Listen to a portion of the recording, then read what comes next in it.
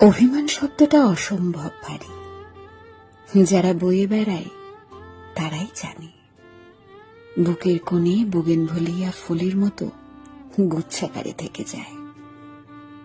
অভিমান মানুষকে শান্ত করে, হ্যাকেরে চুপ করিয়ে দেয়, যেন যেন ছমছমে অন্ধকার রাত। সদ্য অভিমানী মানুষটা আপনার চোখে চোখ রাখবেই না, মুখ ফুটে বলবে না তার কতটা খারাপ লাগছে, বরং চাইবে আপনি তার গভীরতায় ডুব দিন।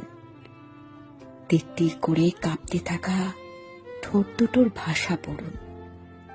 উদাসীন ছাদের একাকিত্বে হয়ে উঠুন তার পছন্দের উপন্যাস।